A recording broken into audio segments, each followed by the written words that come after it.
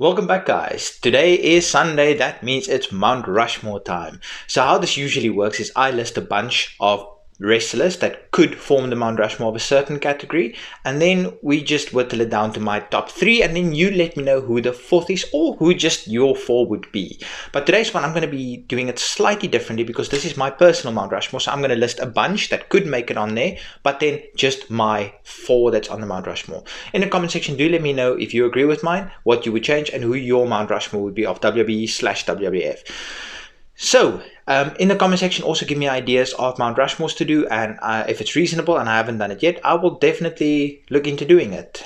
So for today's one, what makes my Mount Rushmore? It makes how much I liked someone. This has not got to do with their accomplishments. This has not got to do with their time spent at the top. This has not got to do with their wrestling ability. This is just how much I like them. So for every single one I'm going to mention, obviously I watched some of their work, and either I really liked their presentation, their matches, just their overall character. So let's start off with Andre the Giant. I always go and say that the two best big guys to ever do this is Andre the Giant and Yokozuna.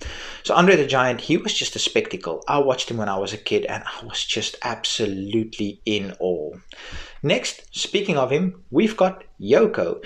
Yoko, the stories you hear people tell, like Undertaker and guys like that. Undertaker, I listened to his podcast with almost, when I'm filming this on the 6th of November. So I listened to his podcast yesterday that he did with almost, if you don't listen to Undertaker's podcast, change that really soon. It's 6 feet under.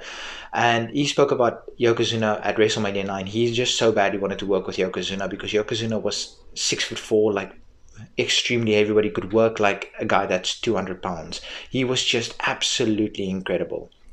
Next, this one is a fairly recent one, but Gunther.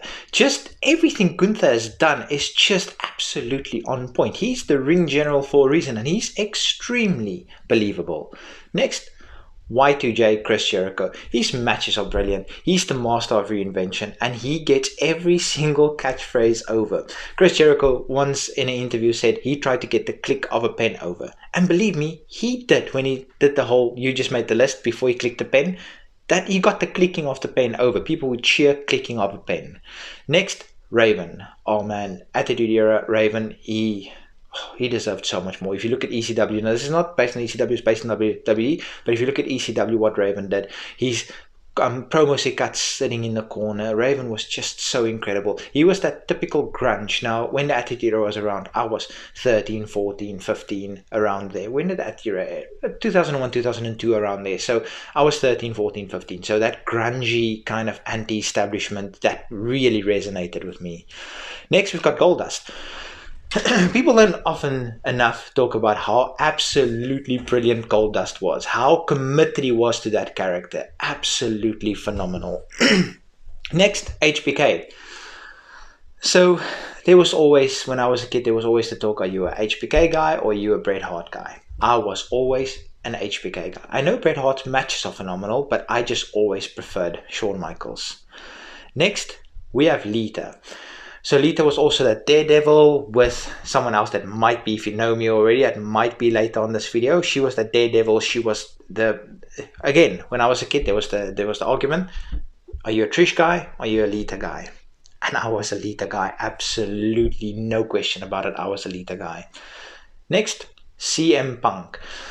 When he broke in with the whole ECW thing and breaking into the main roster, I was so invested in that character. The summer of Punk should have been completely different, but that's not what this is about at all. CM Punk, just promos, match quality, mic work, well, that's promos. I mean, commentating, everything is just incredible. This guy, next, terrified me as a kid. This was Jake the Snake Roberts. The promos he cut, that slow, methodical promos compared to everybody in that era shouting, it was such a change, and the layers to this character, the ring presence of this character, the character work, everything of Jake the Snake was just incredible. How he was never champion is just a mystery to me. Next, the bad guy, Razor Ramon, spurred fingers, greased up hair, everything Chica, everything Razor Ramon did was just cool. He just oozed cool. Next, now we're getting into some serious top 10 territory. It's Edge. So Edge, Ruthless Aggression era, the ultimate opportunist. Again, just that character where he would sit in the corner, pull his hair, getting ready to spear. I was just so invested in that character. Oh, by the way, this is in no specific order. This is just all the ones that could have made it on the list. Next is The Undertaker. Undertaker is just, he's the Undertaker. He's the phenom. He's the locker room leader. He's the guy. He is just the guy. And again, when I grew up, Attitude Era, he was a terrifying character. Next, I can't leave out his brother, Kane. The debut alone, ripping off the door and dismantling the Undertaker. Nobody at that time could really step up to the Undertaker's point physically, but he definitely could. The Olympic gold medalist, Kurt Angle. He took to wrestling like I've never seen anybody before. He could do serious, he could do perk, he could do wrestling machine, he could do comedy like no one else. Next, we've got Eddie Guerrero, Viva la Raza.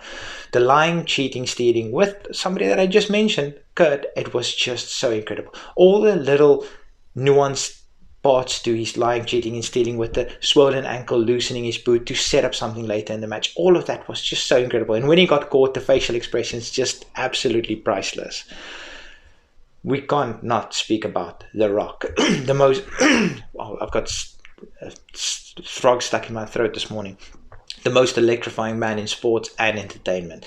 So The Rock, he's one of those that he didn't spend a lot of time in WWE, but the time he spent there, he spent it well.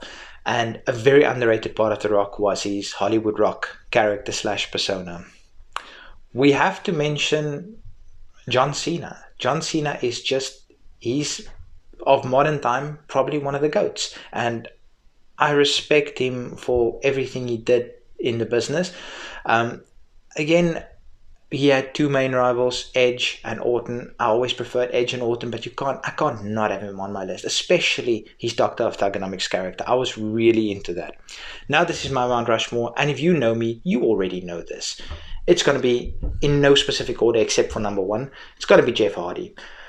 When I was a kid, Hardy Boys, they were it. Hardy Boys was absolutely it for me. That's also probably one of the reasons I like Lita so much. And it was always Jeff Hardy. When they became a solo, Jeff Hardy, he was just always it for me. The high-flying character, the face paint, everything was just incredible.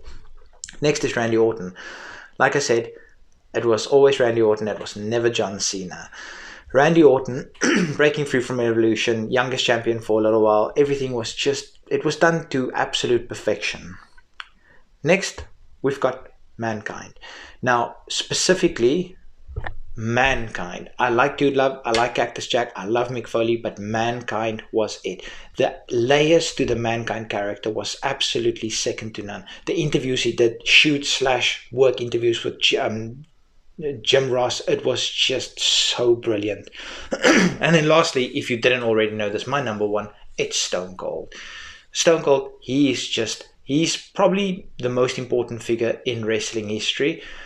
If it wasn't for him, where would we be currently? Would the Monday Night Wars have gone differently? I have no idea. All I know is I'm just thankful that I got to see Stone Cold, his WWE career, specifically Attitude Era. I'm just happy to see that I was lucky enough to see that unfold.